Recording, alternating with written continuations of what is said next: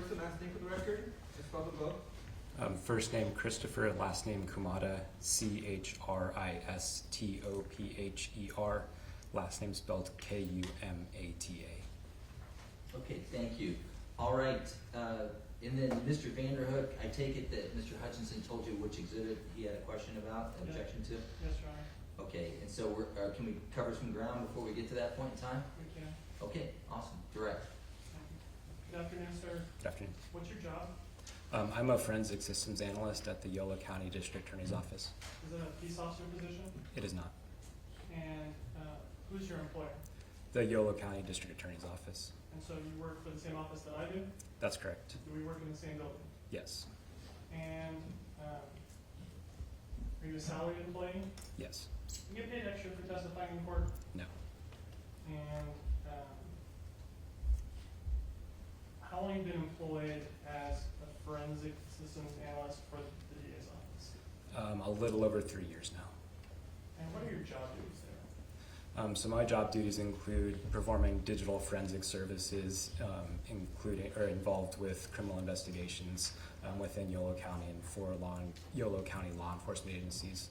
And that includes identifying, collecting, examining, analyzing, and reporting on digital evidence so that it can be relied upon in a court of law. And so do you conduct examinations of electronic devices? Yes. Can you just generally describe how it works and how does an exam of an electronic device even happen? Yes. It depends on what kind of device it is. For instance, if it's a phone or a computer. Essentially, we try to obtain all of the data from whatever device it is without impacting or without interacting with the device as much as possible, so we preserve the integrity of the evidence.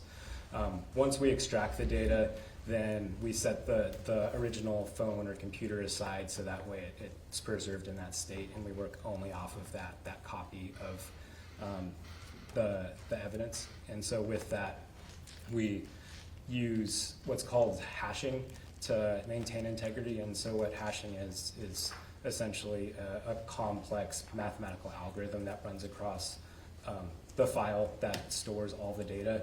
And if the calculation comes back with the same result, then we can say with certainty that the file is the same and hasn't been changed. And so throughout the process, we run different checks to make sure that we're still working off of evidence that hasn't been changed.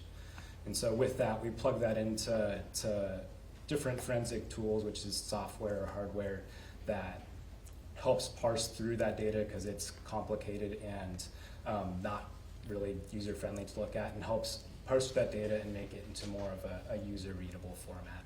And then we work off of that to perform an analysis. So let me ask you this. Does your unit there at the DA's office, what's that called? It's called the High-Tech Crimes Unit. And does the high-tech crimes unit for your DA's office have any certifications? Yes. So we are accredited by an organization called ANAB. I'm sorry, can I have the witness speak up, please? Yeah. My apologies. That's all right. Move in and then lift the head of that to you. Yeah, that's the microphone. Good. Thanks. So our lab is accredited by ANAB, which is an accrediting body that ensures that we meet up over 200 different standards and policies that regulate how we perform our duties and how our laboratory is maintained, so that way its integrity can be assured, and also that it can be assessed by a third party to make sure that we follow those policies and that we meet those requirements. And so you were talking about some quality assurance issues. When you do an investigation or analysis of a particular electronic device, are you the only one who looks at that? It depends on the case. Okay. Did you do analysis in this case? Yes. And for a case like this, you have people who look over your work before you publish results or reports. Yes, all of our reports are looked at to make sure it's accurate and as error-free as possible. Okay. And so let me ask you this about analyzing electronic devices. Okay. this hypothetical, let's say we have a laptop computer or a phone, and an analysis is done of that computer. Does that change anything on the computer so that way it can't be, that phone or computer can't be re-examined by another person later? Not so that it can't be re-examined later, but the examination or the extraction procedures, depending on the phone or the computer, it may require interacting with the device to some level, so that if you do the same exact thing over again, it won't produce the same exact files. It'll produce mostly the same, but not exactly the same because of the interaction that took place. Okay, and so when you conducted your analysis of items in this case, did your analysis include an Apple MacBook Pro Logic, or Apple MacBook Pro? Yes. Okay. How's that analysis work?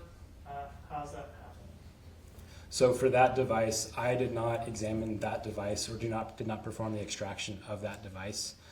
That device came into our laboratory in a locked state, and we were unable to get into it without a password. In this case, we used a federal partner to attempt to obtain the password, in which they did, and they sent us back what they extracted along with how they extracted a report and hash values, which I explained earlier that we can run and make sure that the data that they got is the same data that we receive. Okay. And in examining that particular laptop, did you look at the contents? Yes. Did you find information on the computer that gave any kind of indication as to whose computer this was? Yes. And what was indicated? There were email addresses associated with the Apple ID as well as usernames on the computer. Okay, and do you know what those were? Yes. And what were they? Your Honor, may I refer to my report to refresh my memory? Yeah, you don't remember?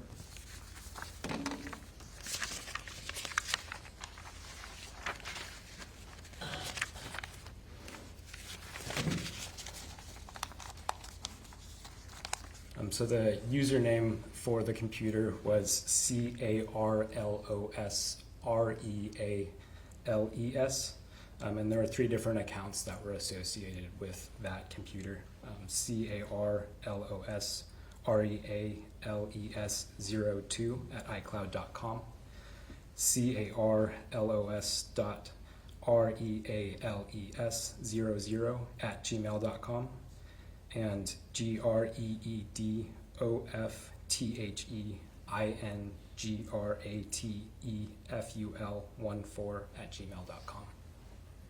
And when you were looking at this device, were you able to examine the browsing history for the computer? Yes. And did you find browsing data from the time frame of late April and early May of 2013? Yes. What did you find? In that, I found a cached image file, and what a cached image file is a file that is saved to the computer, not necessarily at the request of the user. In this case, a web browser would save an image to the computer from a page that's visited, so that way if the user ever visits that page again, it loads a lot faster. And in this case, I located an image of a makeshift memorial. May I first question? Okay. Handing you what's been marked for identification purposes as People's 43D. Can you take a look at that, please? Yes. Have you been able to see it? Yes. Is 43D the image of the makeshift memorial that you found on the computer that you examined? Yes. May I publish? Okay.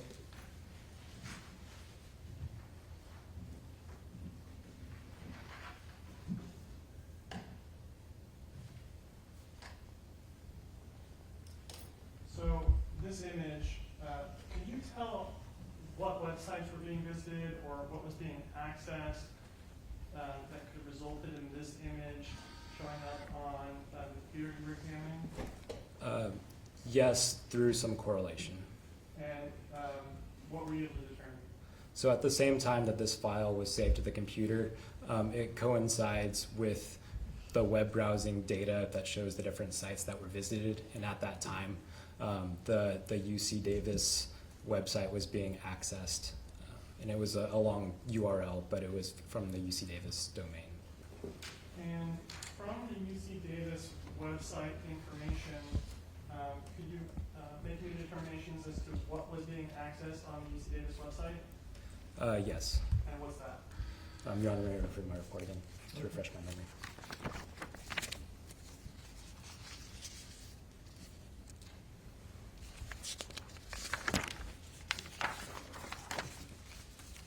During that time, it was the UC Davis login screen, and then a login window, and then followed by that a website with or the UC Davis web page with the title Schedule Builder. And so this kind of UC Davis login, is this something like a student would use to log into their account at UC Davis? I believe it could be. Jackson Foundation. Sustain. Is it a login for the UC Davis website where a user can log into the UC Davis website? Yes.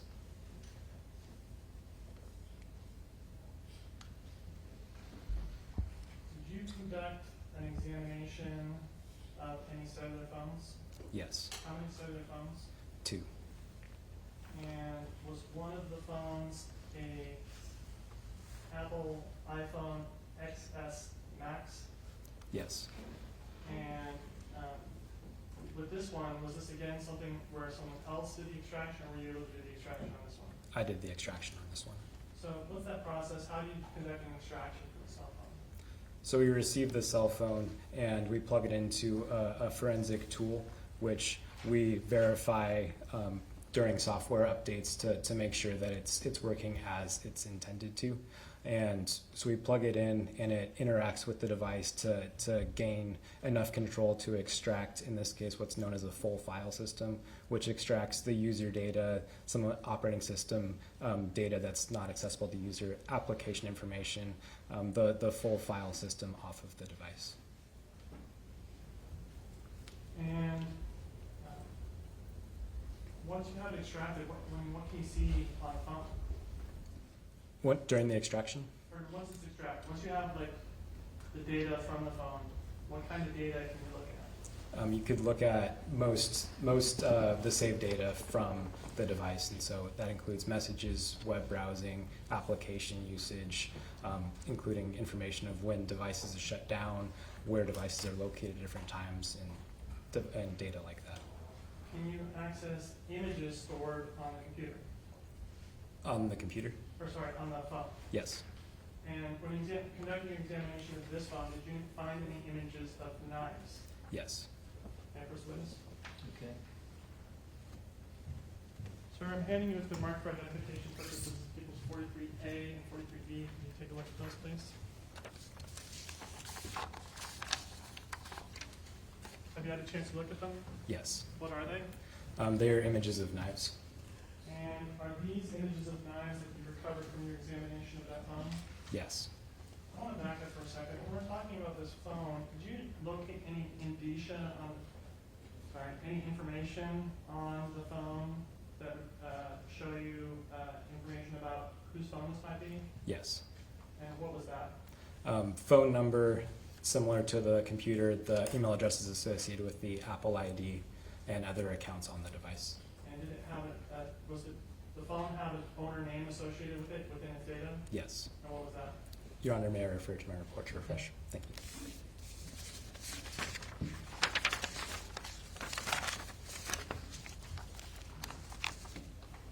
The owner name is Carlos, C-A-R-L-O-S, Reales, R-E-A-L-E-S. And regarding these two images, may I publish them? Okay. So I'm going to show you the first one. And this is People's 43B. You can see that, sir? Yes. And so this is an image that you found on this phone that had the owner name Carlos Reales. Yes. And then I'm showing you 43A. This is another image of a knife that you found on that phone. Yes. Did you find additional images of knives on the phone? Yes. How many? Check Oh. relevance, cached images. Overall. Over 500. Okay, and from what time frame were these images of knives? from December 5th through December 6th of 2022, How could you tell that? based on the dates that the files were created. And so, I want to talk to you a little about that. Do phones or other electronic devices record information as to when they're created? Yes. What is metadata? Metadata can be simply data about other data. Can you explain how metadata might be relevant to seeing when an image like this was created? Yeah, so the file creation date can be referred to as metadata. So it's tracking when the file itself, which is data, is created, and it also tracks other things such as when it may be changed, when it may be accessed, and depending on the photo, a lot of other information. Okay. So those two images created December 5th and the knife images that you located December 5th, December 6th. What about this image of the memorial that you talked about earlier? When you examine the computer, did this have metadata? Could you tell when this was created? Yes. When was this created? Your Honor, may I refer to my report just for accuracy and refreshing my memory? Okay. Thank you.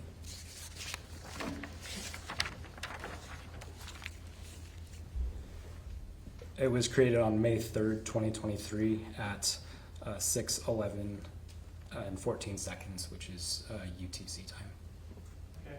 6:11 14 seconds AM or PM? PM. And what's UTC time?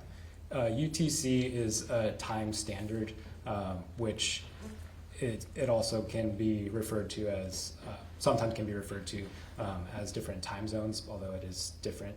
So the UTC time format is corresponds with Greenwich Mean Time, where in the Pacific it can be UTC -7, which is the Greenwich Mean Time, but 7 hours earlier or 8 hours depending on the time of year.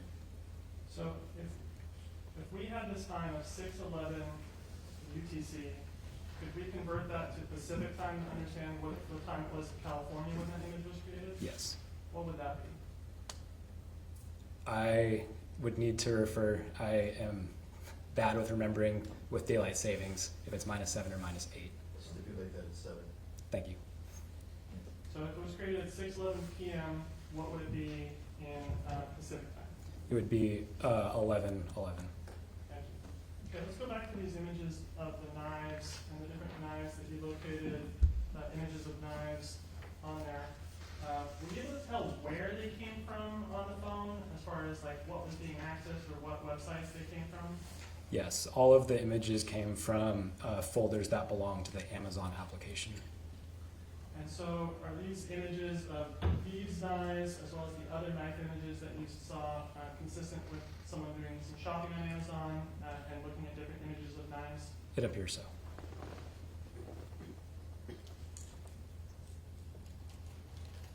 Okay, so we talked about different images that you found on a computer and now on a laptop, on a computer and now on a phone. I want to talk to you about the phone, and I want to ask you about whether or not you were able to find any location data when you conducted an analysis of the phone. Yes, I was able to locate location data. And how does that work? I mean, how does a phone select location data? It collects it from a variety of different sources. Also depends on the phone. For iPhones, it largely collects location information from the mobile networks, from wireless networks, and from GPS location data. So I'm handing you what's been marked for identification purposes as People's 45A. Can you take a look at that? Yes. And what's 45A? It's an example of the information that is shown with the GPS location and how it can be interpreted. And did you create People's 45A or create the image on it? Yes. Now, do phones get this location data from GPS? In the picture just shown, yes, that was through GPS. Okay.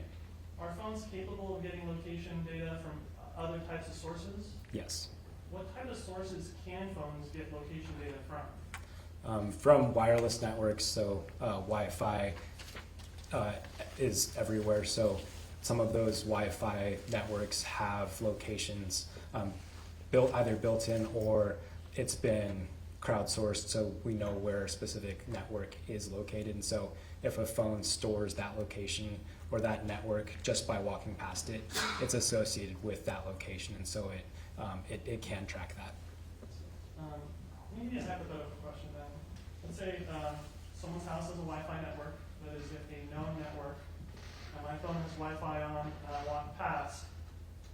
Could my phone then log that I walked past that Wi-Fi network even if I never logged into their Wi-Fi network? Yes.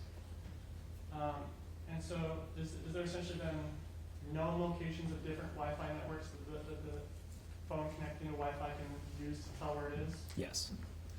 Now, when you're conducting an analysis of phone data, and you're trying to map locations of where the phone has been, do you consider that information as being accurate or reliable in mapping where a phone was at a particular time? I would consider it accurate but not reliable.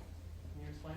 Yes. The location is considered accurate, however, the time that it's associated with, so at a certain time I could not say with certainty whether or not it was there at that time. Why is it that when a phone is getting its location through conversing with Wi-Fi networks, that the time associated with that is not reliable? It has to do with how Apple sets up their phone and the purposes of why they're tracking it. For this case, they're not using it for real-time location tracking, just general location tracking. And so when they process it, it doesn't actually correlate. They do it in batches. And so at one time, it'll have the locations, but all, for instance, over 100 different locations across many places, all with the same exact time. So if I have my phone, my iPhone, and I'm walking past all kinds of different Wi-Fi networks throughout my life, then at some point my phone syncs all those at once with the same timestamp? It could. I don't know exactly how many they do at once or from what time period. Okay, but they come in big batches and not just for each location doesn't get its own timestamp. Correct. And so then would you say that when it's Wi-Fi data, that it's accurate as to location, but not reliable as to its time? Accurate to location, but not accurate for the time, but also dependent on whether the location has been reported or sourced accordingly.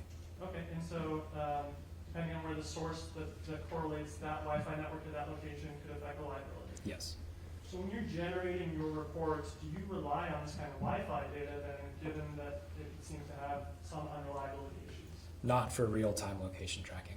Okay, and when you created your reports in this case, did you rely on any of that kind of Wi-Fi data to create your location tracking? No. Okay, so can a phone tell where it is based on cell towers? It can. Can you explain that?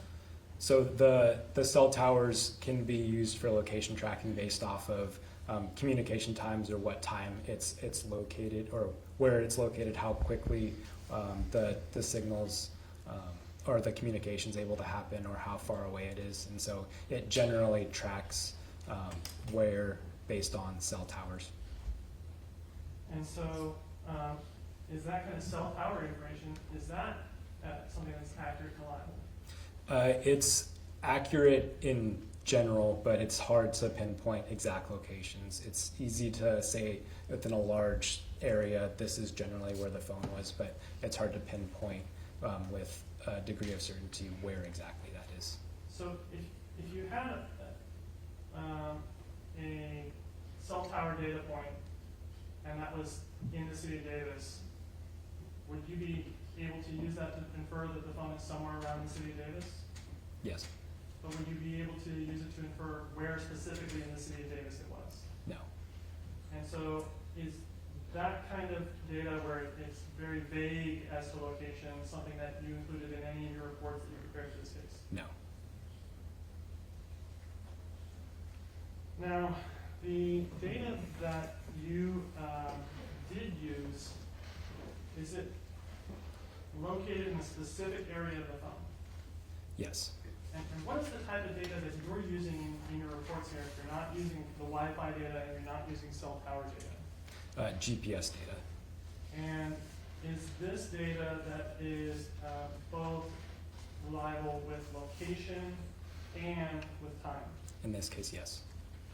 And is there a certain file path on the phone where this location data is stored? Yes. Any what's been marked for identification purposes as People's 45. Can you take a look at that for me, please?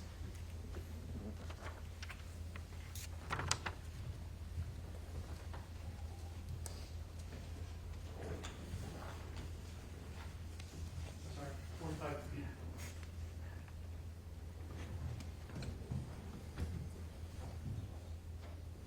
Yes. And so for 45B, anywhere on that chart do you see the file path for the data that you were analyzing or that you used? Yes. Is there a pen or something where you're at? Markers.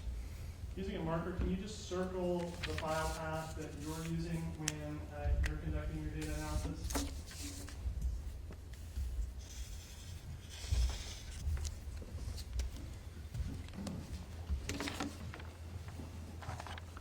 Thank you, sir. Okay, so when you're getting these kind of location points from the data, what information does it give you? Does it just tell you this point and nothing else? No, it provides a lot of information, including the GPS point, the timestamp associated with it, the degree of certainty where its position is, as well as the degree of certainty of the elevation of the device and a few other fields as well. Okay, and so does it provide a timestamp? Yes. Does it provide a position?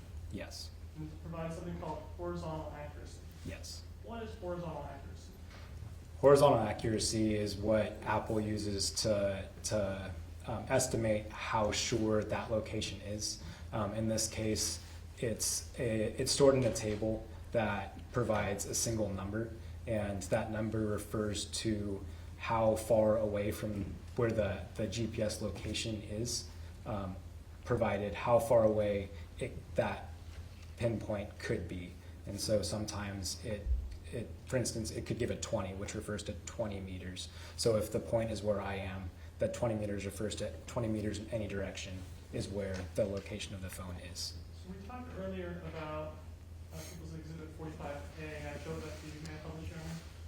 Okay. 45A, GPS data.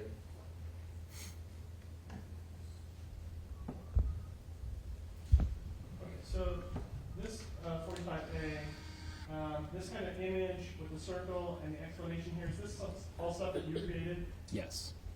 And so for this particular one, did this point actually come from the phone that you were analyzing?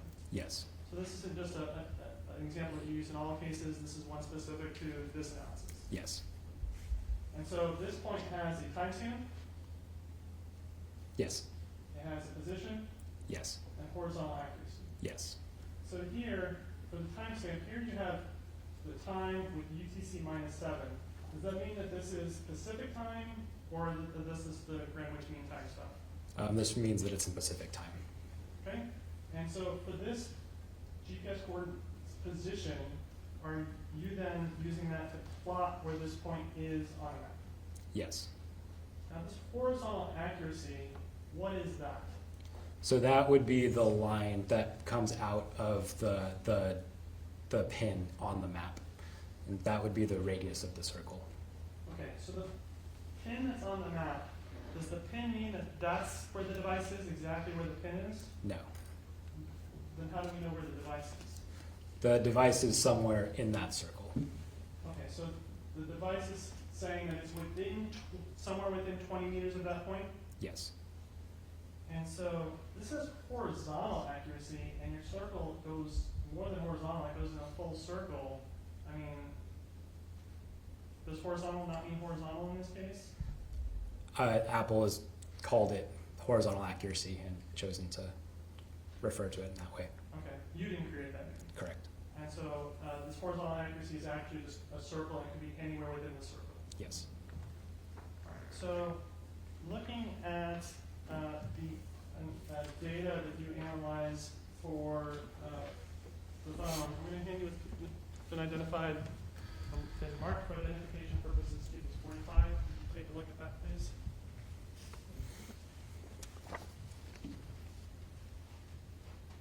What exhibit is this? 45 with no letter.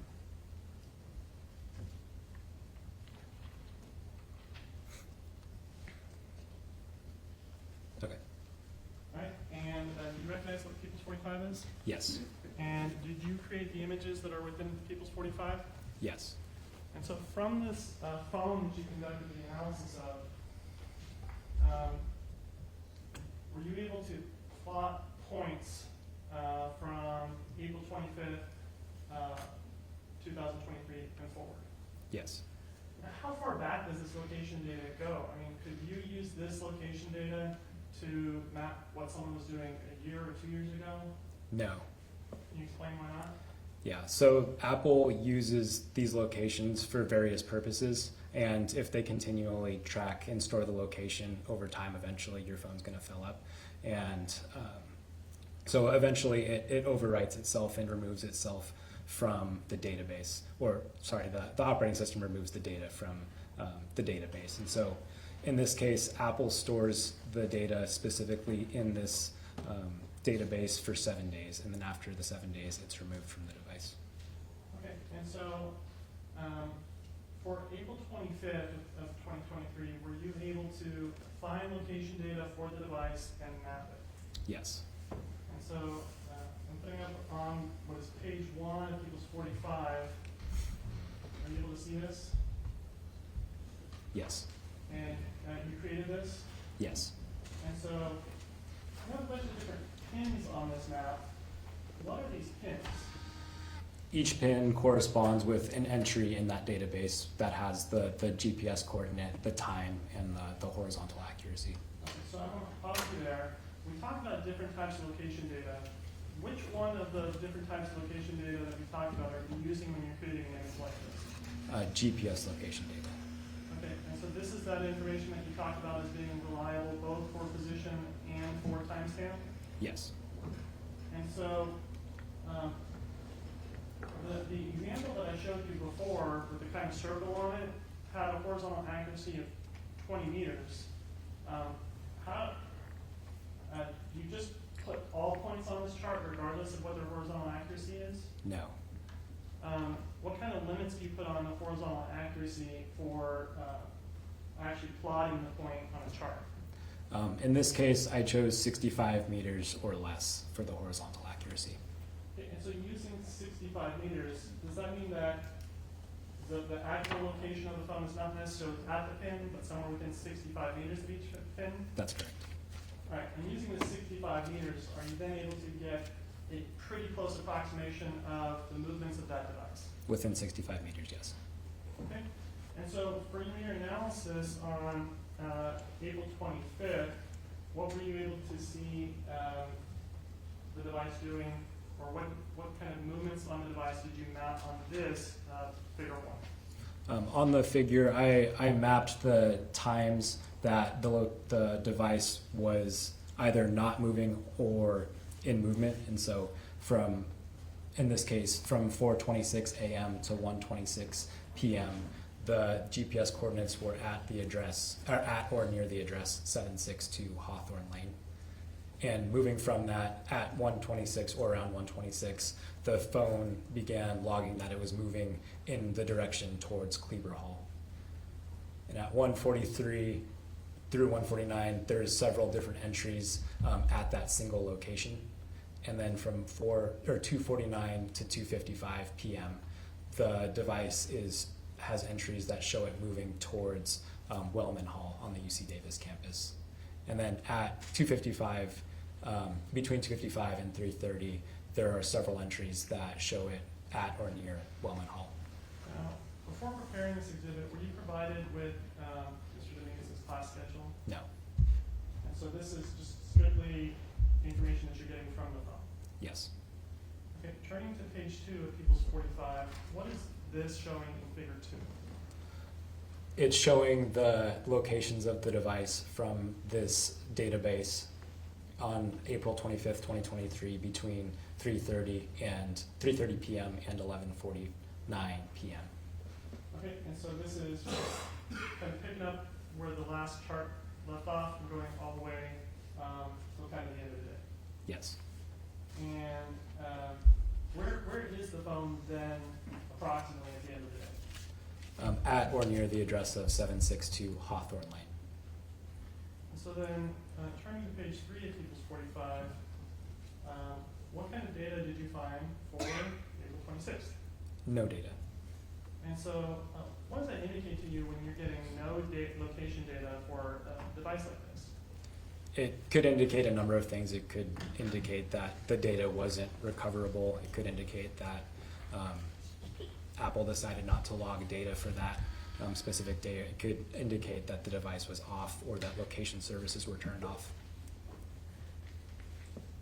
And so, you talked about the possibility of the device being turned off. Do Apple phones log when they are turned on or off?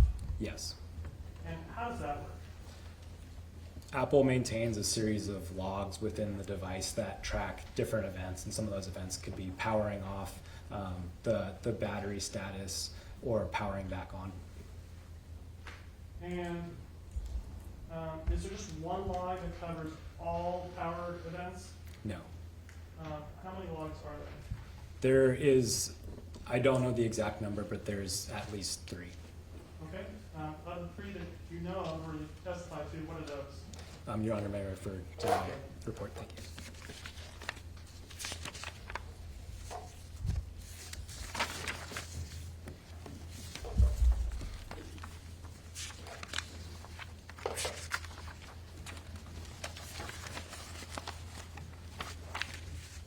The log file names are mobileactivation.log.0, and then it's a series of logs that is the same file essentially but split into different ones, and so it also includes the same name, but instead of .0 it's .1 and .2. There's also a log called the shutdown.log. There's also logs that are stored under the name logd.0.log, and then that also can continue out and be referencing the same type of log, except for storage purposes it names it .1 instead of .0. Okay. Let me rephrase this a little bit. Is there different logs for when the user powers off the phone versus when the phone senses that the battery's expired and it's shutting itself down? Some of the logs just record whether it's powered off or powered down, and not whether or not how it was powered off or powered down, but there are other logs that show if it powered down by a battery failing. Okay, so let me ask you this. For the log that says whether or not the phone is powering off due to battery failure, how far back does that go? It goes back, it's an unsure amount of time. It only recorded up until around, I believe, April 20. Your Honor, may I refer to my report just to refresh my memory? Thank you.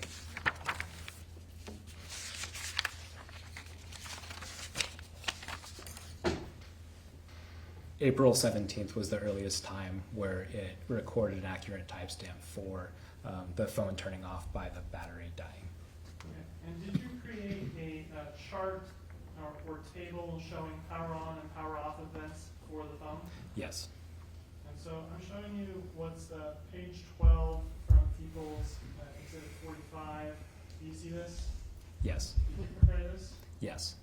And so these two green columns, what are those? The green columns refer to the time and date that the device was powered on.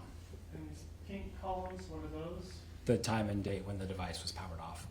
And so turning the page to page 13, is that the same for the four sets of columns on page 13? Yes.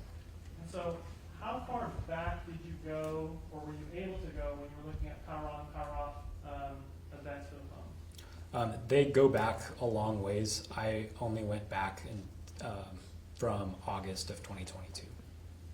Okay, so going back to page 13 then, on the power off column, there are several entries here for the 17th, and then for the 19th, the 23rd, 25th, and 27th, where there are stars or asterisks next to those. Do you see that? Yes. What does that mean? Those refer to the times that the phone turned off because the battery was run down. And so, let me ask you this. For this shutdown that happens on April 19th, 2023 at 5:27 p.m., is that, can you tell based on the log data you have whether that one is from battery shutdown or from a user turning off? I can tell that it's not from the battery shutting down. It could be from the battery being turned off by the user. Okay, what other things would turn the phone off? Operating system updates could restart the device. Okay.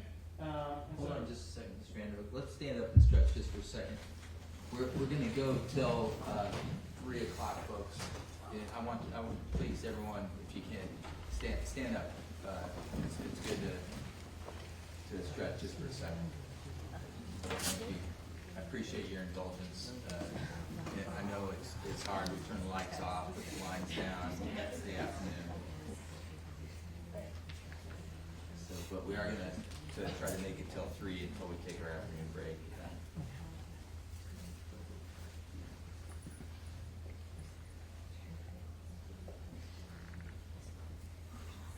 A lot of times I talk about the courthouse. I was on the design committee, and we try to get as many windows into the courthouse as possible within our budget.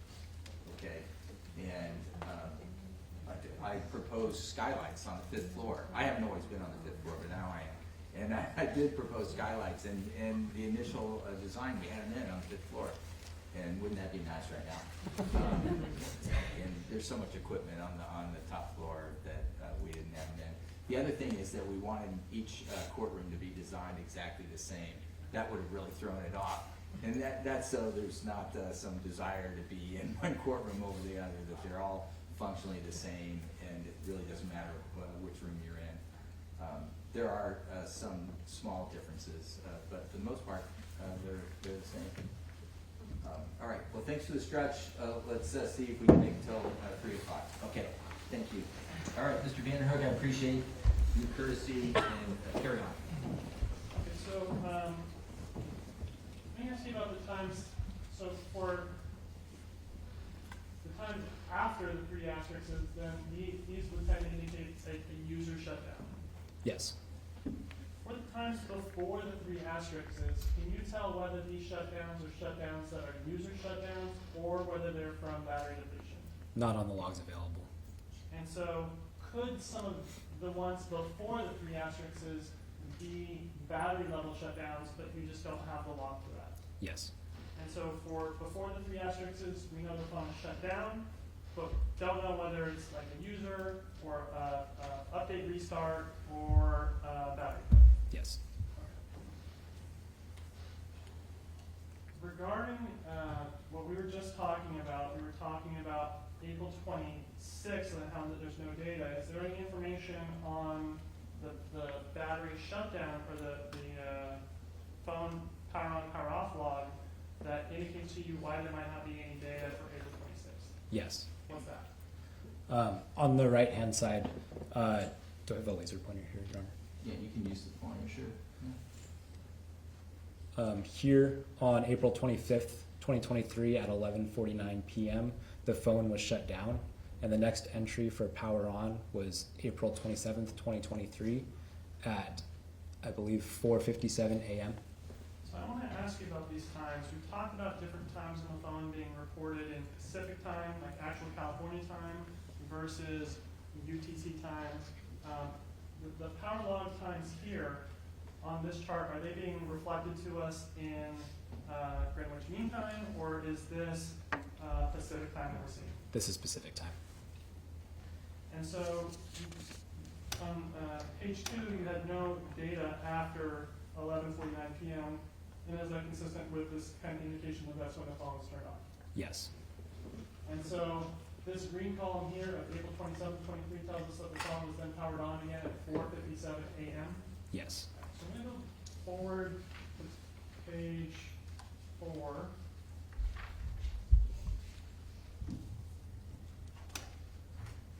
I'm going to talk about this kind of figure here. It's figure 3, the locations on April 27th. Do you see this? Yes. And what does this show? This shows the location entries from that database file from April 27th, 2023, from 11:27 p.m. through April 28th, 2023 at 12:20 a.m. So let's look at those times and pause for a moment. Let's go back to page 13 and look at the power log. We have the phone turning off at 4:57. Did the phone turn off again at all that day? Yes. When did it turn off again? At 4:13 p.m. Okay, so that's this entry to the right with the 2 stars. Yes. And so is this a battery shutdown or battery depletion shutdown? That's a battery depletion shutdown. Okay, so on April 27th, battery shutdown at 4:13. When does the phone power back on again? At 11:26 p.m. In the Pacific time? Yes. So is this figure 3 then kind of the plotting of the locations the phone is tracking after it's powered back on that night after 11 p.m.? Yes. And so for this chart, were you again using the same methodology where you're using the GPS points from the phone itself that you view as both being reliable as to location and as to time? Yes. And what, in all the charts that you prepared for this case, is that the only data that you use in any of your charts? Yes. And for all the points on this figure, are you again using only points that have a horizontal accuracy or precision of 65 meters or less? Yes. And is that true for all the charts that you have you prepared for your entire report? Yes. So for when the phone comes on after 11 p.m., what is the phone logging as its location at that time? At 11:27, it's showing that it is at or near the address 762 Hawthorne Lane. And between the time of 11:27 and 11:53, there's no entries located. Then there's entries at 11:53 p.m. that show it near or at 1313 Sycamore Lane. And then there's another gap in entries until April 28th, 2023 at 12:08 a.m., which show it again near or at 1313 Sycamore Lane. And so 1313 Sycamore Lane, where is that? That appears to be near the elementary school and Sycamore Park. All right, and have you seen this image of Sycamore Park and Willett Elementary here before? Yes. And so are some of these points actually logging as being in the park itself and not just on the street or near the park? It appears so. And all these are again within 65 meters? Yes. Okay, so you talked briefly about how for certain periods, like from 11:28 to 11:53, there's no entries located. I mean, why would the phone not be giving any entry locations for something like a 25-minute period there? It could be a variety of factors. It could be that the phone is turned off. It could be that the location services are turned off. It could be that the phone is unable to get an accurate enough reading to make an entry, or the entries are also created to people generally random times, and there's Apple does it for their own purposes, and so it could be part of the normal function of the operating system. So would you write any special meaning about a gap like that, or could it just be that's sometimes how phones work? It could be just how phones work. And so, we have the phone starting at Hawthorne Lane, and then we, like 20 minutes after midnight, we have the phone there in the area of Sycamore Park and Willett. Are there any location entries after this kind of 20 minutes after midnight?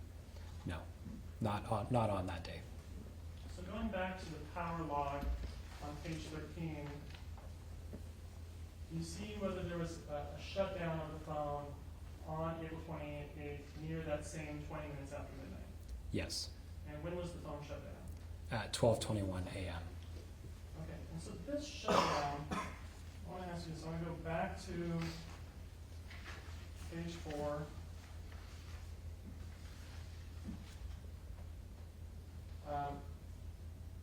What is the time of the last entry that you have at or near Sycamore Park that this phone is reporting that I'm at or near Sycamore Park? At 12:20.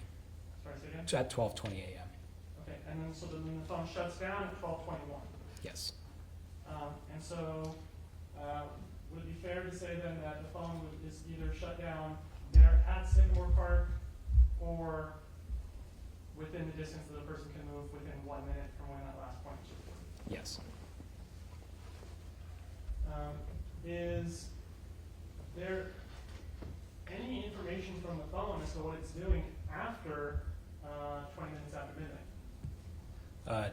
Not that I recall. Okay, why would the phone, strike that. Okay, so the phone shut off at 21 minutes after midnight. The phones record data when they're shut off. Not recorded and logged. Okay, as far as location type data, would we have any kind of location data for a phone that's turned off? Not from the phone. And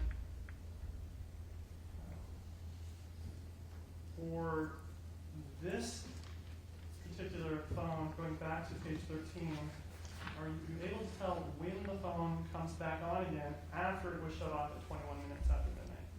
Yes. When did the phone come back on again? On April 30th, 2023 at 11:43 a.m. Okay, so going back, we're going to go from we're just at page 4, we're going to go to page 5. For April 29th, did you locate any data showing any location for the phone on April 29th? No.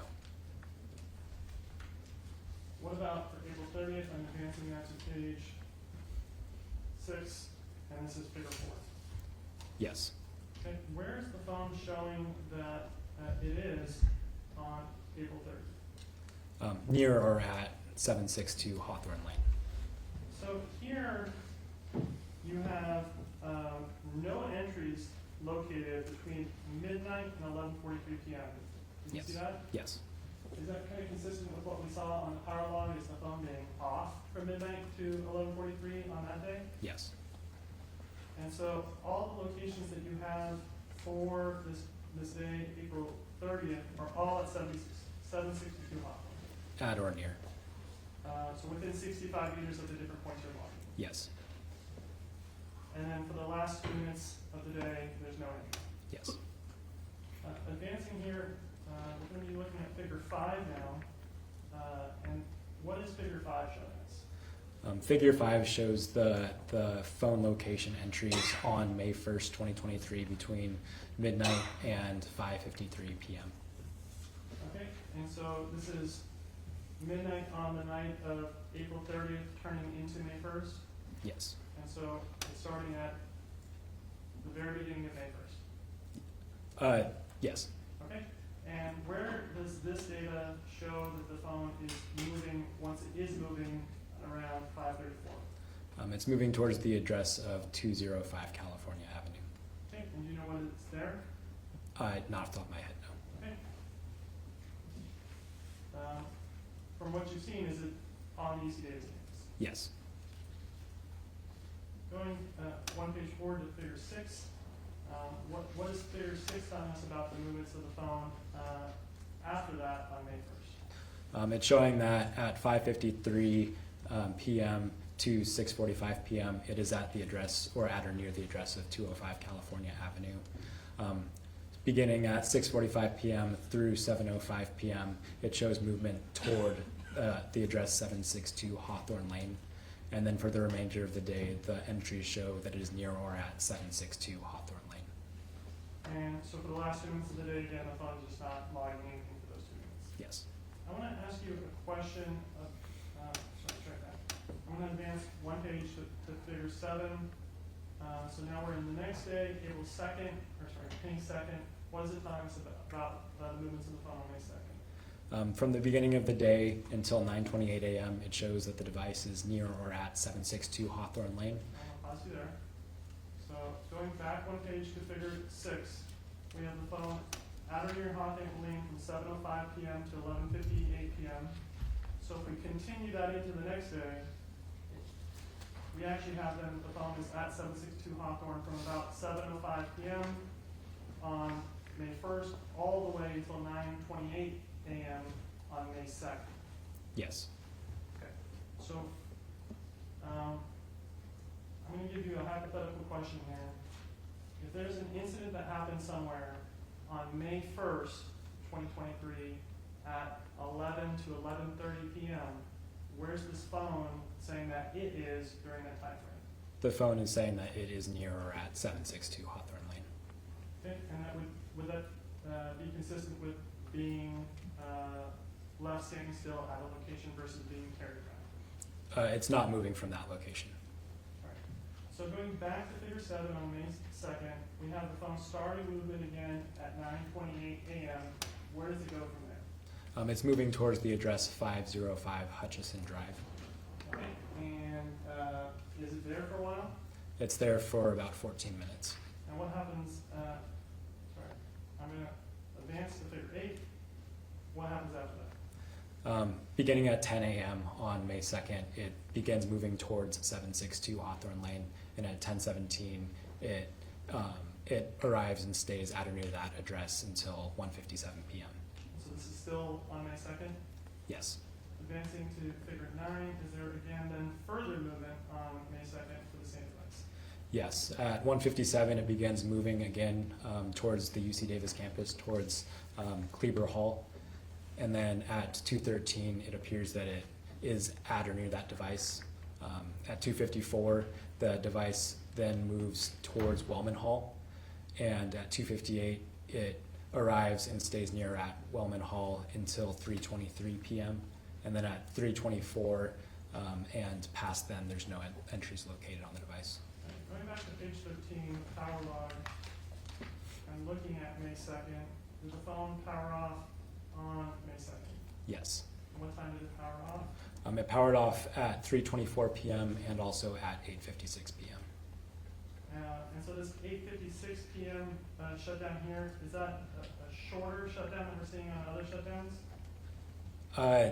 I'll have to look more at the data to say for sure. Okay, so looking in here at function again at 8:56 p.m. on May 2nd, can you see from the power up column when it started up again?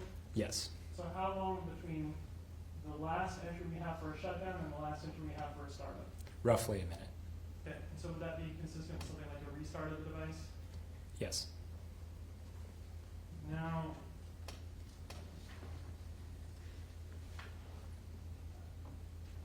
You're up against the point? I'm up to that point. Yeah, okay, all right, we'll take a break.